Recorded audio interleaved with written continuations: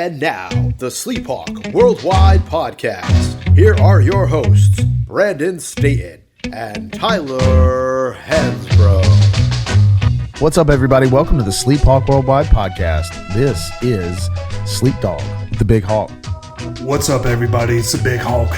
Excited to be here with my guy, Sleep Dog. Another great podcast. A lot of action going on. I'm excited, Sleep. Train keeps rolling, baby. We are 3-0. And what did we talk about? All we got to do is get to 3-0. Now's when the season starts. We did it. We're here. We'll get into that. Sleep Dog was at the game. Still raspy 2 weeks later from the last damn time I was screaming my ass off. Thought I had recovered, and that threw me right back down in the well. So I'll probably just be hacking up a lung from time to time here throughout the episode. So I apologize in advance.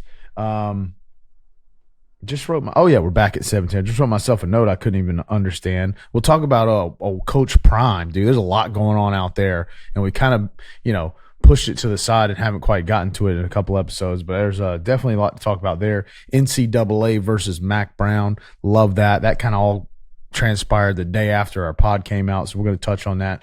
I've been sitting here doing a whole lot of nothing all day. This is the most work I've done all day was getting up off my couch, coming over here to the kitchen table to record this podcast. I just been watching football. I got the game on, Sunday night game on right now. So who knows, something crazy happens. We may get into that, but we'll start, Big Hawk. UNC 31, Minnesota 13. Heels are back at 17 in the AP poll. I was there. Me and Jean-Claude Tandan just clawing them back, dude. 72 ounces of claw consumed at the game, and still remember all of it. It was hot until like third quarter.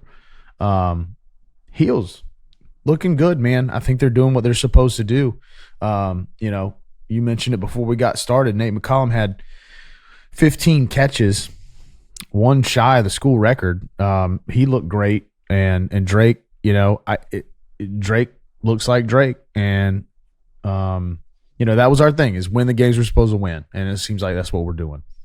Yeah, and also I wouldn't take away from the fact that this is a Big Ten team. This is a big-time win for us. I don't care. Minnesota's tough, physical. This was a big win. But also I want to address some things that I've heard when I was watching the game on the commentary, is everyone wanted to see Drake put up these big numbers. And I was a little discouraged. I was like, put up big numbers? There is not a Carolina alum out there that wants Drake to push big numbers. All he needs to do is win ball games. The talent is there. But there is one other thing. I mean, Nate McCollum had a hell of a game. He came out, played really well. Very good receiver. Our run game was a little iffy at times, but I would say that we have a very solid run game too. But there is one other guy, and we were going to talk about it later. Boy, Tez Walker would look good lined up beside, the opposite side of old Nate McCollum. I'm talking about, you want Drake to put up big numbers, we need to get this guy eligible in the NCAA. No reason, we'll talk about that later. I'm through the moon with this one.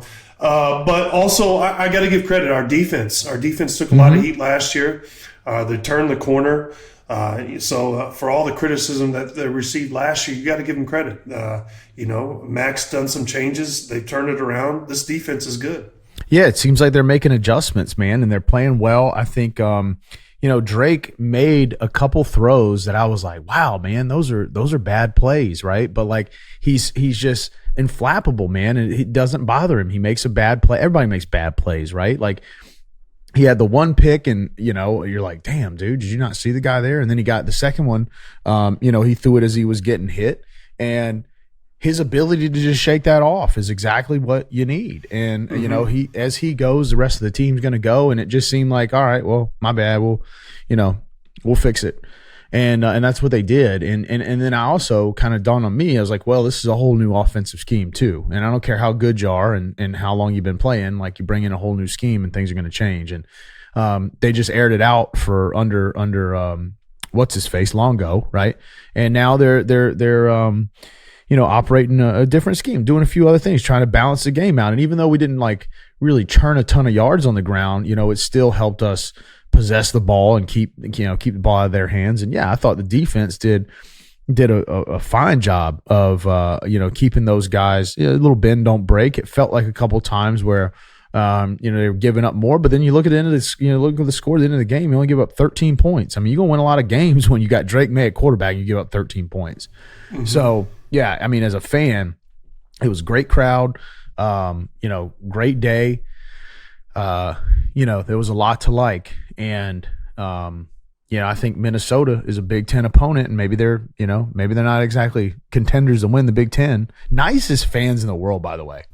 But these people are so nice.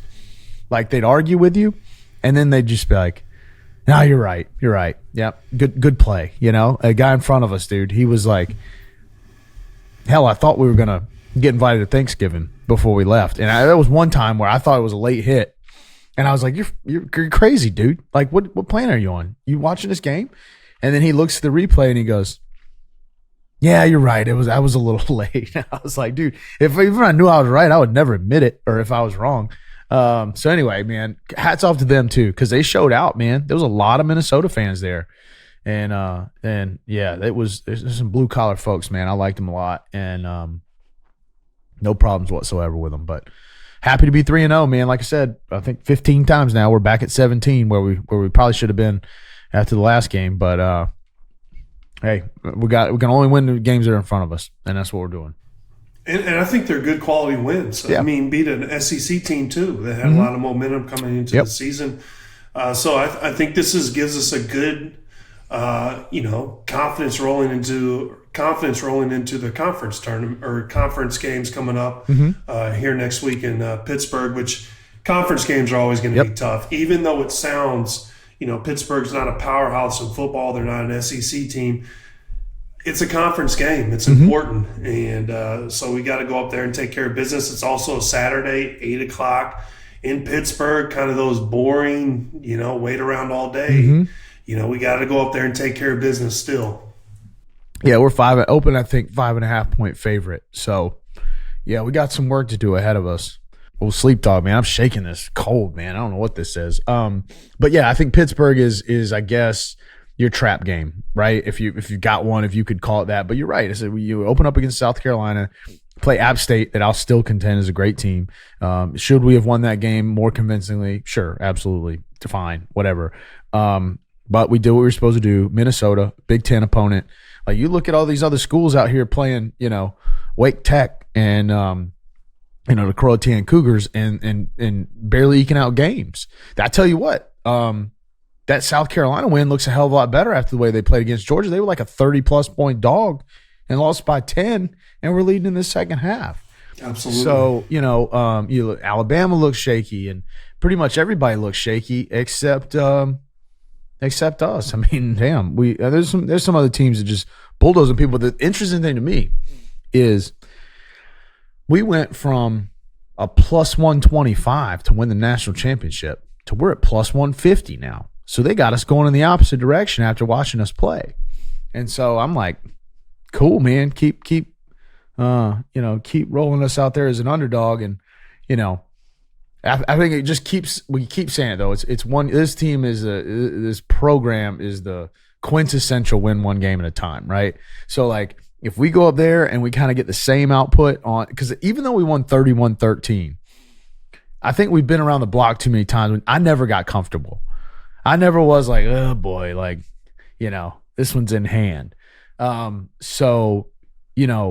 the season's going to go that way. So they're going to go down to Pittsburgh and they're going to have to, stay focused and sort through all the noise. And especially as we win, some other teams fall off. We start climbing the ranks a little bit. People start paying attention. That's when it's going to get interesting. We got this middle of the schedule that looked like it was going to kind of set up nicely for us, but now Miami and Duke and all these guys in here too that we weren't given enough credit for in the beginning. These are formidable opponents. So, we'd be wise to just stay focused. And it seems like Mac's got these guys dialed in.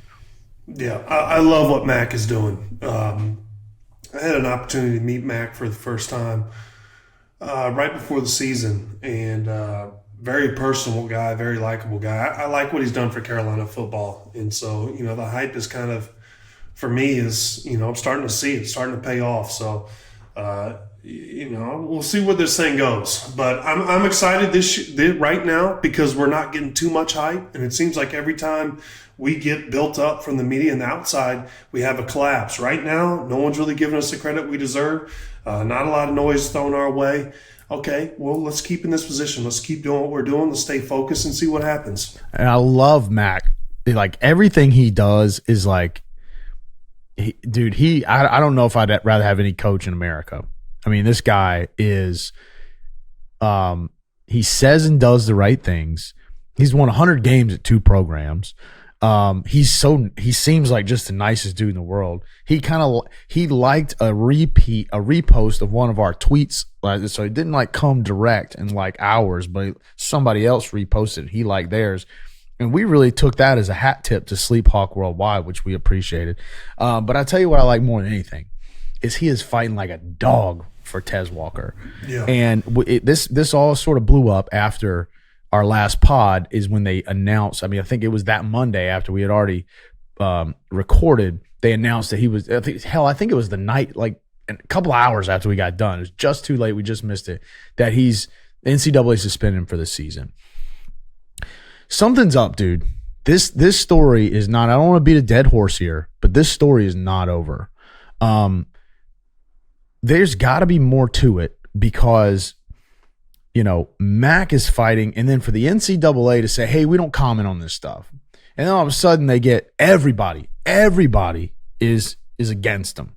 Microcosm of this, Pete Thamel, I think, one of the reporters had posted the NCAA's rebuttal to Mac Brown's very strongly worded statement that Monday.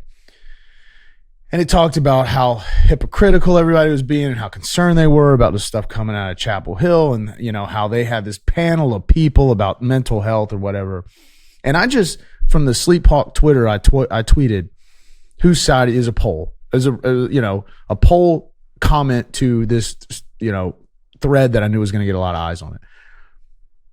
Like 100 people like almost 1,000 people voted on this thing. It said, whose side are you on? Mac Brown, NCAA. 1,000 people. So that's like a pretty solid sample size. 97%, which is hysterical because you would think that even like all the State fans, Duke fans, like anybody that just doesn't give a shit or thinks that we're just whining would like, but everybody is on our side here. There's more to the story that's gonna come. It's gotta happen. There's no way this kid doesn't play all season. Yeah, and Sleep, I'm with you. And I personally, something is going on from the inside. There's somebody that does not like Tez or doesn't like UNC. I can't figure this out either. And while I was doing some investigation, and I should have done this early on, I did not realize that Tez didn't even play a game at North Carolina Central. Correct. And I know that a lot of people know that. But to me, this doesn't qualify as a regular 2-time transfer. And it's just a bad look. But also, for the NCAA to make this rule, then apply it to everyone else who has transferred already and already seems to be eligible is just ridiculous because a lot of athletes would not have transferred if they knew this rule was going to be applied retroactively and make them ineligible. And so, to me, it is just a bad look from the NCAA. One, you have a kid who moves back home to be closer to their grandmother who has some health problems so she can come to the games, who technically has only played at one school, and you're going to deny his eligibility 2 weeks before the season. Just makes no sense. And the timing, to me, is more of a slap in the face to UNC. Because they could have handled this situation earlier on, and we could have had time to address it and handle this in a more appropriate manner. But you want to declare this kid ineligible 2 weeks before the season, and for everyone who says, "Oh, he's making up the mental health stuff," bull. That's BS to me. You take a college athlete and you take away, say, "Hey, you can't play this sport." Well, this sport has been part of my life. Since junior high. I've been doing this thing for years, and you're just going to take it away from me? You talk to any athlete who's gone through a major injury and has been away from the sport. They're going through something. They need to talk to somebody, probably, they have somebody close. And you also talk to an athlete that's going through injuries. Yep. And, they're away from the game just like that. And then also you talk to somebody who's making a transition from, playing professional sport onto, the real world or getting out of the sport. It's a tough transition. For that to take away a kid, their sport in college, you can't tell me that doesn't have a mental health impact, Sleep. And, also I listened to Jay Billis, and Jay Billis had a comment on this. And he made it seem like this is going to end up in some court. He made it seem like Tez Walker is going to have a lawyer and they're going to end up in a federal court, which I'm all for. I think everything should be exposed from the NCAA. I think they should have transparency and understanding why they acted so slowly.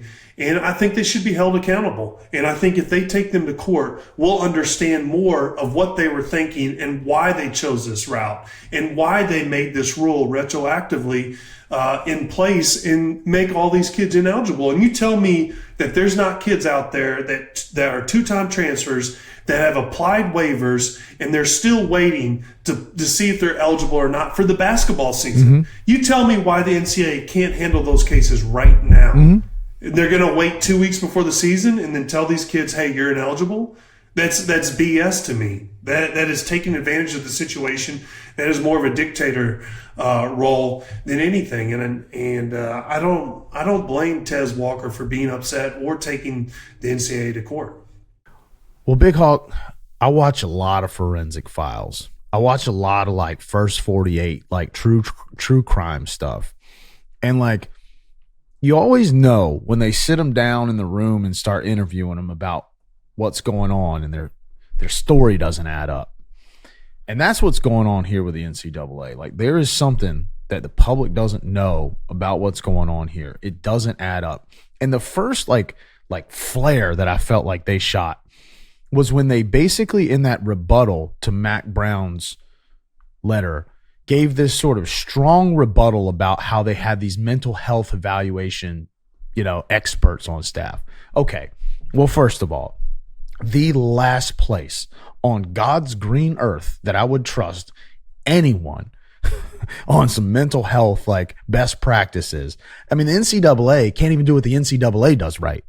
So you're going to tell me if I'm putting my kid into NCAA's system, you're going to tell me what my kid needs to do for mental health? And here's how I know it's bullshit, okay? Because for my entire adult life, I have fought off periods of severe anxiety, right? Mm-hmm. Truthfully, okay? Everybody sees me, I just joke, dick around and stuff, and I'm a happy-go-lucky guy, and 99% of the time that's me.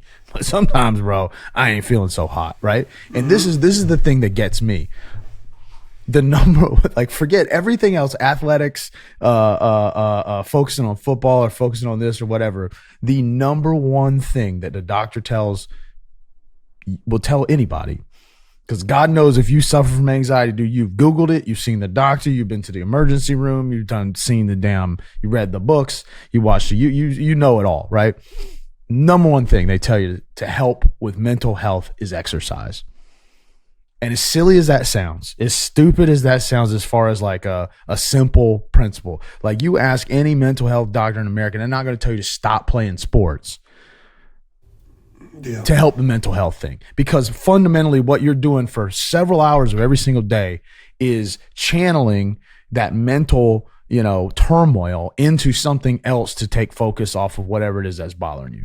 So that subtle little between the lines, I was like, no mental health expert is going to tell this kid that he doesn't need to play football. Fuck that. Mm-hmm. So, and then it just goes deeper, man, because it's like you said, the timeline doesn't add up. The not commenting on it, the just radio silence. And even in this strongly worded rebuttal of Mac Brown, nobody came out and said, this is why we did what we did. They basically said, because I said so. And look, man, there's a lot of powerful people with powerful agendas and all this sort of stuff. And I'm not talking about this as some sort of conspiracy theory, but what I am talking about, there are human beings in an argument here. And the fallout is Tez Walker. Yeah.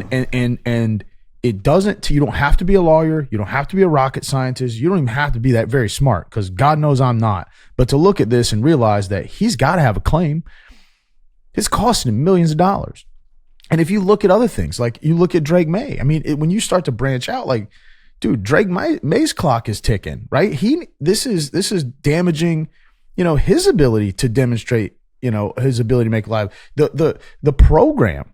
Yes. Even all the way down to like season ticket holders, right? Like people that buy into, the fact that you're putting this product out there that you want to consume, and then it's not as advertised, right? Like, look, some of this shit is, yes, absolutely a stretch, but like that part, right? Like nobody's going to feel sorry for a season ticket holder that, nor should they. But the point is this is not just one guy not getting to play. This is far reaching, way out into the ether. And the craziest part to me is everybody's on his side. And it's not even close. And so, I just think that, when they called that emergency board of trustees meeting last Monday, that's what we missed out on reporting, basically, is, they're getting their ducks in a row. I don't know how they're going to do it. I don't know how they're going to approach it. There's a lot of chatter. But the rest of the story is not done. There's more to the story to be told. And, we'll find out about it with everybody else. I don't know anything anybody else doesn't know, but that's I don't know, my 2 cents on it. Well, Sleep, I will tell you one thing that's really commendable is the way that Mac is fighting for Tez. And I really respect that from a coach, because most young coaches or coaches, they would be a little nervous to say something about the NCAA. Yeah. But this, Mac is out there fighting for this kid, and he's fighting for what's right, by the way. And so I do respect that, but I don't think this is one of those situations where it's beyond the political correct way to handle this situation. This thing has become messy. It's become personal, and it all started with the NCAA. Yeah. To me, it became personal. I can't get over the timeline, and the reason I can't get over that is because the audacity that the NCAA has to declare a kid ineligible 2 weeks before the season. Sleep, you know how you are, especially a college kid. Oh, yeah. Think about your mind. You're thinking about, all these, you're putting in all this work over the summer. Okay. Also, you're daydreaming about having touchdowns, having a great college life. And then all of a sudden, boom, this bombshell's dropped on you. It's completely ridiculous, and that's where it became personal. I love the way Mac's handling it, and if it's me and I had anything, if I was handling this, I would make it messy. I would bring him right to court as soon as I could. How many programs are going to write letters of support when a good player leaves your program? How many of those programs are going to reach out and say, "Hey, there's a documented, everything checks he checks all the boxes." And this is the thing that I think a lot of people are saying is that, some of the blowback is that the hypocrisy is that everybody wanted these rules to keep the kids from transferring a whole bunch of times. No one is arguing that, because there was a lot of chatter to put parameters in place. But this is a parameter, and this player has, universally checked all the boxes that are required to like, hey, all right, this is an exception, man. Like, you only played one season, COVID got in the way, your whole coaching staff left. Like, for honestly, the crazy thing is the mental health thing he shouldn't even have to verify that. But also the rule was in play. The rule was applied after he was already transferred. And so it's just a ridiculous move from the NCAA to apply this rule retroactively to everyone else that has already transferred. To think that is even feasible, and then also to think that kids wouldn't have transferred if they knew this rule was going to be in place. It's not about whether you agree or disagree with the rule. When he transferred at the time, he was eligible. This rule was not in place. It was just a BS move from the NCAA. Like, this is one of those things that, you can't even say that it doesn't surprise, because it's like nothing surprises you about the NCAA anymore. But this is like, well, damn, even this is surprising, right? Like, I mean, there's something doesn't add up. And I think we'll see Tez on the field. And I think when we do, it is going to be like pouring propane on an open fire, dude, because if they can get that kid on the field, we were in the game, and they toward the end at the free Tez chant, and they put the kid on the scoreboard, and dude, it was a cool moment, right? Like, everybody's rallying around this kid. and they should. And for the truthfully, what matters is not what ultimately how this impacts the team. I mean, as a fan, you want it, but what really matters is that this kid goes out and gets an opportunity. But it is fun to think about how a team that is already getting momentum and getting confident and winning games and defying expectations and definitely playing together gets the one guy that everybody's been rallying around. I mean, you see what's going on in Colorado, and we're going to segue to that in a second about what happens when you just buy into something. Buddy, we're bought in, and you put this kid out on the field, I mean, it's going to blow up. Whoever's pissed at Carolina at the NCAA level, it's going to blow up in their face, man. I'm telling you. So I'm waiting on that damn day, buddy, because I won't shut up about it until we lose every damn game. Good too. Yeah, exactly. I'm going to put a little bit of pressure on this guy. Anyway, man, I'm with you, and it'll be interesting to see because I think this week is when things will start to shake out because they're not gonna wait. Mm-hmm. Anyway, speaking of Colorado that we were just chatting about, what a game! All right, so Saturday night. First of all, what a whole thing going on with Dion out there. Okay, I go to the game. It was one of those guys. I know we joke around about staying hydrated and stuff, but dude, I've been drunk maybe once all this year. I mean, I just don't, catch a little buzz, have a good time or whatever. But Sleep Dog don't do it like he used to. So I'm gotta hope not. That'd be hard. That's a high ass bar. Good Lord, they don't call me astute dog. So we're drinking, over a long period of time, man, and I'm just, I'm wore out. We get home at this game started at 3:30. It felt like it went till 3:30 in the morning. So we get home from Chapel Hill. I come home. And it's right about, I guess we got home about 10:30, 10 or 10:30.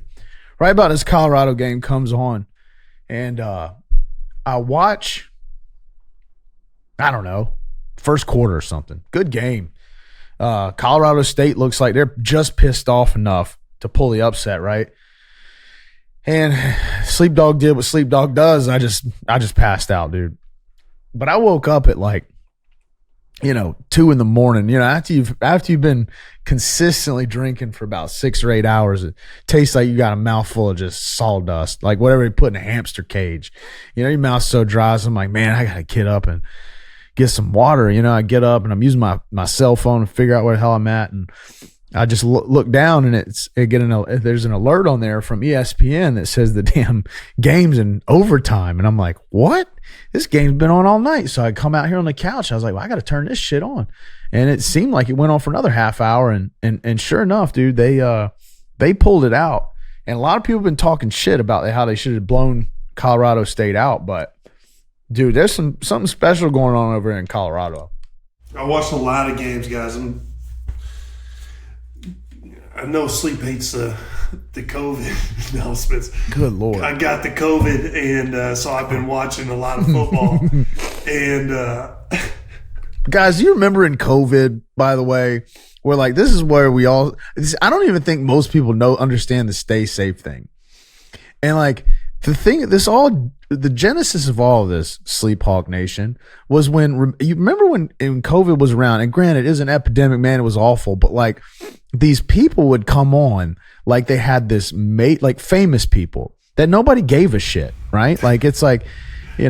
Tom Cruise is breaking news, ESPN, and it's or CNN or whatever. Chris Como had his an episode where they just filmed himself in the basement. In the basement. And it's guys, I got an announcement to make. And it's dude, we know you. Here it comes. Oh, what could it be? It's I've contracted the COVID-19 virus. And it's all right, man, I'm sorry to hear that and I hope you feel better. But damn, dude, I don't need to know. I got it too, bro. Anyway, and so we just thought it was so ridiculous at the time that everybody make this big song and dance out of it. Well, there's literally people dying with it. And this guy's I'm down here in the basement. I haven't seen my kids that are upstairs in 2 days. It's well, you probably caught that shit on purpose, dude. Tell the truth. So anyway, sorry, I digress. Now Big Hawk's got it. Yeah, I got the thing. And so that's where Stay Safe originated at the ending of all our podcasts. But I watched a lot of football, and I will tell you guys, I love what Colorado is doing. It's awesome. And it's also comedy. Yeah. I think there's never been as many Colorado football fans as there are right now. I mean, Never. When you watch that game, first of all, they had Lil Wayne singing as the team was coming out. Oh, I know dude. you went to a Lil Wayne concert. Oh, yeah. It wasn't the most hype thing I've ever seen. It was actually a little bit different, kind of weird. Well, he is older than I am, I think. So Lil Wayne was there. Offset was there. Mm-hmm. Kawhi Leonard was there. Master P was there. Master P. Some other dude that I don't even like. I'm too old to even know who they are. Was there? The Rock was there. The Rock was there. Chauncey Kyle Billups Lowry. and Kyle Lowry were there. Yeah, and so there was Chauncey one Billups other dude is a with a pink Colorado ring. alum, but Yeah, it was amazing. And I tell you what, I love what Prime is doing. I think it's genius. He had a DJ in the locker room, and the other thing I did, Sleep, is I bought myself some primetime sunglasses. did you really? I got online and went to I think they're Benders or Blenders or whatever, Benders, and I got the primetime sunglasses. And so I'm looking headed forward to straight rocking there, guys. those things. Before you buy a T-shirt from SleepHawk Worldwide, go get you some of those shades. By the way, there are free testies. It's like we're pushing other people's shit before we push ours. Guys, go get a damn SleepHawk Worldwide T-shirt, Dude, man. guys, go get our T-shirts. God I'll bless. post the link up here. You guys just hit the Christ. link. Go get our shirts, man. We got Guys, a lot made, and so as soon as you buy them, we'll send them right to you. Yeah, it will only take a week or so. Yeah, right to you. Yeah. But I agree with you 100%. I think that it's fascinating. That's so. I can't believe you're on this without. I guess they're not there yet. Now I'm going to go buy them. They'll be here in December. Yeah. They're back. Are they They're really? not joking. You're not joking? No, I'm being dead serious. They Holy said shit. shipping in December. Wow. I saw where they sold $1.2 million worth of those sunglasses. Oh yeah, that It's was a gold early mine. on. And Yeah. see, this is the thing for me that I really like about Dion is like he ain't for everybody. And I ain't gonna lie, sometimes even I'm like, dude, all right, bro, that's a little much, right? But I grew up, I was like 10 years old when Dion was like in his prime. And dude, I don't know if I might have told this story on the pod, but my sister is 9 years younger than me, and I was a little kid, man, and my parents back in this is before the internet, before it even existed, guys. My parents had this book of names, and they didn't determine they didn't decide to figure out what the gender was. So we didn't know whether it was going to be a boy or a girl. I'm like 8 years old, and I'm flipping through this book, and I stumble upon the name Dion, and I'm like watching Deion Sanders play football. I'm watching him play for the Braves and shit, and you know how kids are just completely irrational. I was all in on my parents. I was like, dude, if you have a boy, we have to name it Dion. And they were like, no. And I just couldn't. I was so pissed. I was like crying and throwing a fit. I was like, this is bullshit. Like, you won't name it Dion. And it's like one of the funny stories about it. Anyway, I loved Deion Sanders when I was a kid. And of course, like he's brash. And like, if you have a child that's 8 years old, and this is primetime Dion, like women, chains, jewelry, all this, like they probably might have been like, I don't know if that's the best role model for you, man. But dude, I loved Dion and like what he's doing now. I tell you what, dude, everybody's waiting for them to get their asses kicked. And that's, I think, in a weird way, what makes it more cool is they ain't afraid of that shit.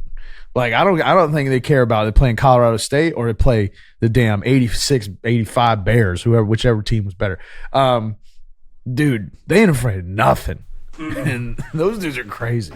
I love what he's doing. He's doing it like, I mean, I watched College Game Day and they had The Rock up there pushing prime time in Colorado. And I will tell you, the cowboy hat kind of sets it off for me. He comes up there looking like a movie star. And one of the questions I saw that they asked Dion, someone asked him in an interview, he said, who's the best coach in college football? Dude, it's on 60 Minutes right here, right now as we're recording. You saw what he said. The trailer. He said, "Somebody get me a mirror so I can look at him." And I thought that answer was just genius, dude. I mean, this guy is great at talking smack, but what he's done is, honestly, when I watch some of the videos, he's very tight on particular about certain things. Mm-hmm. Kids must go to class, must sit in the first row in class. Mm-hmm. Very militant on time, how you dress people, and I respect that. I'm kind of old school from a small town to country, and so I do respect that. Some things that I didn't really expect, but once you look deeper into the program, understand why they're doing big things. He really makes the kids believe in themselves, and I respect that. I like some of his speeches he gives before games too. He's such a good orator, man. He's got it all together. Yeah. It all comes together, man. And the thing that you have to remember as a fan, whether you like Deion or not, he's not talking to us. He's talking to them.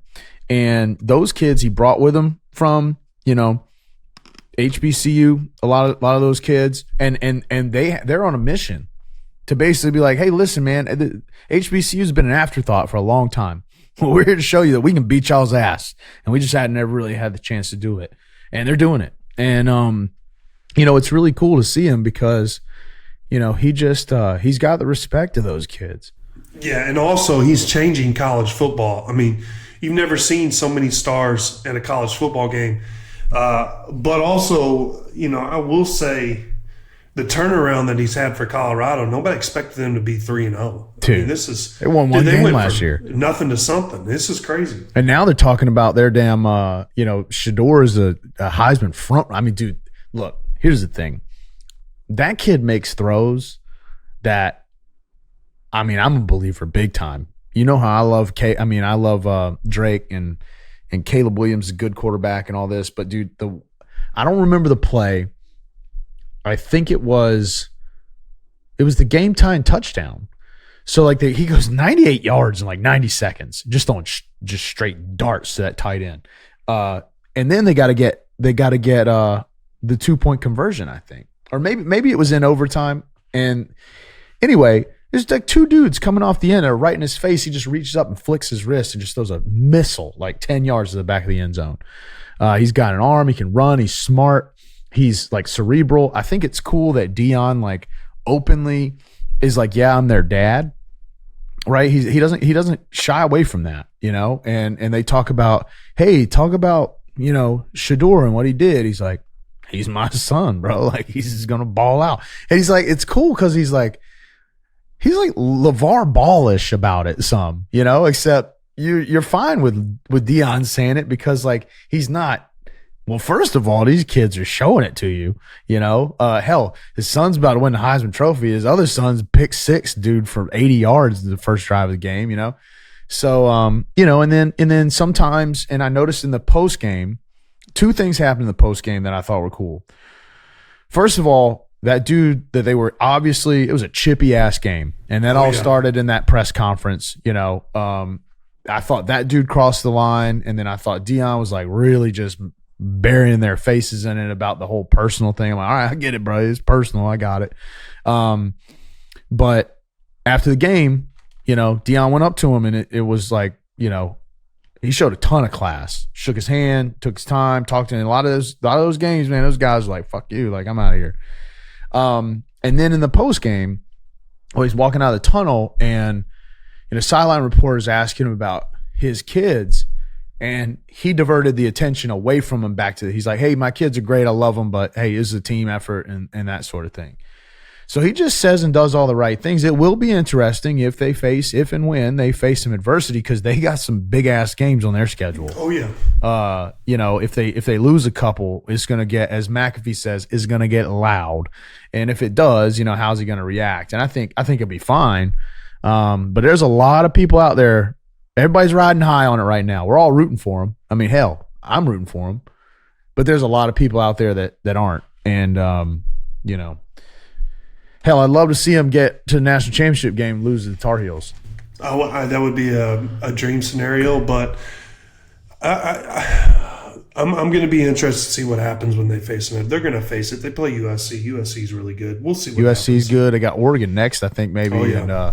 And, they got some big teams on the schedule. So the only other thing is, like, they're one of those teams that could come into a big game like USC and they'd be like 15 and they win that game. Next thing you know, they jump from 15 to like 3 because everybody's just all in on them. They're getting all the hype too. Good grief, man. And that Travis Hunter kid, that was a complete cheap shot. They said he's out for a couple weeks now. So why wasn't he injected? I don't know. I thought that was bad. I thought he should have been injected. But. Yeah, because that was egregious, and I mean, maybe the kid, like, I haven't heard where the kid apologized, that's one of those hits right there where, like, kid or coach or somebody needs to come up after the game and say, hey, look, man, let the emotion get a little too much of us, man, and apologize for that. But they didn't. That I heard. Also, the other thing is, I haven't fact checked this. I think the kicker or the punter for Colorado State is 31, married with kids. Wow. I'm not sure. I'm not sure how he snuck through the transfer protocol. I mean, that is unbelievable. Jesus Christ. I'm lacing them up, man. I got a year left. I was in undergrad for 8 years. That's a true story. I was in undergrad 8 years, but I only played college sport. I don't know. I think I got an eligibility a year left, dude. I'm gonna start loosening up my leg, and I'm gonna take a red shirt next year. I'm gonna be the guy that sprints out there and gets the tee off the field. Pull my hamstring. Man, what a time to be a Carolina football fan. That's all I'm going to say right now. So it's even better days are yet to come. We've been going on and on about it, so we'll run through some NFL real quick. Damn Commanders. We almost didn't have this pod because I turned on the Commanders game. First of all, they're down 18. And I'm like, well, this is just what they do. And I hate Russell Wilson. All you guys got to know that by now. I turned on the TV just in time to see him throw a Hail Mary. Just literally, it wasn't even a good one. He just like threw it straight up in the air. And this ball gets tipped around, 6 times and it lands right in the dude's hands and it's a touchdown. And I'm literally about to, dogs barking, wife's wondering what's going on, cat's meowing. I'm about to throw the damn TV out the fucking wall, out the door. And then they don't get the 2-point conversion. I was like, all right, sorry, maybe I overreacted. But I wasn't going to be able to handle it, dude. I was going to, Sam looked good, though. Too. Yeah. I was wondering, would you rather have Zach Wilson or Russell Wilson? Well, Zach Wilson all day long.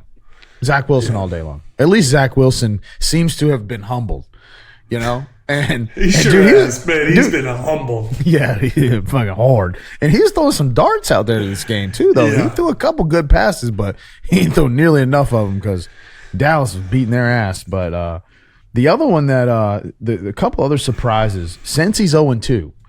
Dude, Joe Burrow is. Joe don't look so hot. Got the money and just shut it down. Yeah, Joe's, I'm good. Hey, is Russell Wilson still saying "Let's ride"? I'm sure. Let's ride. I mean, why wouldn't he say let's ride? I don't know, because he got their ass beat every single game last year. They just lost to the Commanders. Commanders are 2-0. Sam Howell, he had a good game. I'm telling you, man. Quarterback. He was a steal. Let's go. That's all. I think I said this on the pod last time. All Washington fans care about is just win. I don't give a shit if we win 3-0 every game. We ain't had a good quarterback my entire life. Okay, so you got to be gritty though. You want to win in Washington. It's a hell of a lot harder just throwing for a lot of yards because you ain't got nobody to throw it to. You got no running backs. You got no I mean, in general, Washington is a very pedestrian team. Like Terry McLaurin, I think is awesome. I think he's great, right? But you go around the NFL and ask people like, who's the top 5 receivers? Nobody's putting Terry McLaurin on the list. Who's the top 15 running backs? And people are like, I don't even know who the running back is for. Yeah, no one cares about a running back. Yeah. What do you think about Brock Purdy? Dude, all right, so here's the deal. Top 10 quarterback right now? He's I still just cannot lean in enough because like today, he's like a game manager. I think he's kind of a system QB. I honestly didn't watch that game. I got a massive Brock Purdy rookie card. So all of a sudden, like you asked me that question like 6 weeks ago, I'd have told you that Brock Purdy can go to hell, but now I'm on board. He seems to be intelligent. He seems to make the right decisions. And he fits well within that offense. I mean, they got just straight nukes. I mean, it's hard to think that you and me couldn't go out there and get us up and down the field a couple times. I think we could. But I mean, I think hey, look, man, he damn near led him to the Super Bowl last year before he got hurt his elbow. and they're 2-0 also, and they just kind of. It was a little. Who the hell they play today again? The Rams. The Rams. It was a little dicey for a little bit. I think it's closer than they wanted it to be, but I think he's pretty good. It's just as uncertain as like you watch Mahomes and that was my next game. Mahomes and Trevor Lawrence look like hell, right? And the Jacksonville and Kansas City game was like 17-9. That was a snooze-a-thon. Dudes were turning the ball over left and right. Fumbling punts and shit. My guy Travis Kelce played though. He did. He's dating Taylor Swift now, apparently. I bet that ain't true. No way. That's an odd couple though, isn't it? Yeah, dude. I mean, Travis Kelce looks like an odd dude, but he can dress a little bit. He's slimmed down a little bit, so he might be dating her because he looks like he's like, I'm gonna shed a couple lbs. That mustache and that high top fade thing he's got going on. It's like I ain't rolling with the mustache. Yeah, a little professor. The only other game I wanted to mention was Atlanta Green Bay because I was so pissed because it was on TV and I was like, damn, dude, I'm cheap as hell about buying Sunday ticket for Sunday. I literally it was on the TV and I almost bought it because the Washington game was on and it was like a preview. I was like, oh, they must be giving it to us for one weekend before they make you buy it. And I got to the end of the first quarter, so my preview was up. And I was like, I'll be damned if I'm going to pay $300 to watch Washington lose, go 6-14 or how many games they play now. So I was delegated to that Jacksonville, Kansas City game in Atlanta, Green Bay. And Atlanta, Green Bay was a good game. Arthur Wright, man, or Smith, he's a Tar Heel. And, dude, Bijan Mustard, that dude is shifty. He had one run, man, where he literally made 3 dudes fall on the ground and gained like 18 yards. And then I think Jordan Love's really good too. Yeah, I bought the pass today, Sleep. All right. And I got the Red Zone edition. I was like, oh man, I'm gonna spend $300. Wow. $30 for Red Zone, $40. I have to ask the Queen about that. Add it on in there. Add it on in. See, if I go out there and spend $300 on the season ticket, then I gotta really think about how much more that's going to equate to at the Lululemon store when Mary tells me that if I'm gonna buy this shit, that this is not the fact that she won't let me buy it. It's the fact that buying it means I'm just going to monopolize the TV until freaking Easter. Like she's like, all right, listen, dude, like you want this shit, like it's going to cost you. And I can't say that I blame her because that's all I did today. She was in here watching something all peaceful. And I was like, hey, I got some bad news. She's like, what's wrong? I was like, it's time. She's like, it's time for what? I said, are you ready? Ready for what? Are you ready for some football? And she's like, oh my God. And I was like, I'm sorry, man, but I'm pulling the TV. So anyway, man, it's been a good weekend of sports, man. And the games, there's 2 Monday night games. The Panthers and the fucking Saints, and then Browns and Steelers. Oh God. But you only care about those games if your child plays for the Panthers or the Saints, or you are from Ohio, somehow Pittsburgh or something like that. But are the Browns good this year? I don't know. They got Deshaun Watson. They got Deshaun. Paid half the state to get him. I got Amari Cooper, and he put a big old like 3 spot in my roster the first week. So is he still alive? Man. Yeah. Better days are behind him, but anyway. Yeah, that's how. Look, dude, man, I always wind up with a fantasy team that if you drafted that fantasy team 3 or 4 years ago, I'd have gone 100-0. Man, but I was looking through my fantasy league, and one of my good friends paid $62 for, I think it was Derrick Henry. And, oh God. I was just laughing. I was like, I ain't this even guy that dumb. just spent that much money on Derrick. I can't even try to make a trade. But it was one of the dumbest moves I've ever seen. This guy's bottom last in fantasy every year. Has no idea what he's doing, but I laugh. My big league, we play 4 individual defensive players. It drives me insane. I can't believe I let these guys. It's the stupidest thing in America. And then I got old Josh Dobbs. The dude looks like Charlie Villanueva that His quarterback for the Cardinals, he just blew up today. But dude, I got him on my fantasy team to do. Yeah, today to do. I'm a two quarterback league. I got Mahomes, Jordan Love. They both. I mean, Mahomes wound up all right. Calvin Ridley, they must have. I mean, he got stuck in traffic at halftime. 2 catches, 32 yards. I got Amari Cooper. I got Tyler Lockett. He had 2 touchdowns today. He had 2 minutes on the field in the first game. I feel like Saquon, Javonte, Freiermuth, and James Conner. This is a deep league, though. Dude, I got Sam Howell and Dobbs. I'm in a super flex league, too. My 1 QB league, I'm going to give you guys this one because this is the one where I'm going 2-0. This is a bunch of nerds.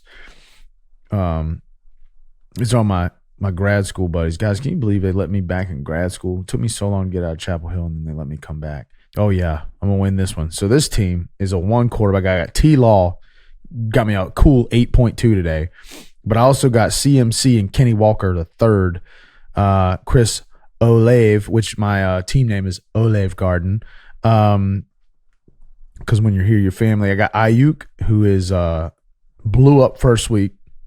Nothing this week. Cole, have we Komet? At tight end, I got Raheem Mostert, who's playing right now. I got the Commandos defense. Dude, they still put up 7 today, even though they gave up 33. Evan McPherson, he's a kicker for Cincinnati. Figured he'd be doing a lot of kicking. And here's my bench, all right? Christian Kirk, 17.5. Nico Collins, 25.1. Jordan Love, 26.3. Jay Reed, I don't even know his damn first name, 17.7. He's that young receiver for Green Bay. Same shit happened last week. Just like all my guys. I had Christian Kirk in the lineup last week. He drops a dud, and Ayuk goes for like 30. So that's the thing that frustrates me about fantasy football, dude, is we said it's just lucky, man. You got a great bench. Not lucky. Great got bench, a great man. bench. Yeah. So, well, that's where all my points are going to be. So anyway. Well, we're going to find out, and I don't know, man. You got anything else, Big Hawk? Stay safe. Stay safe out there.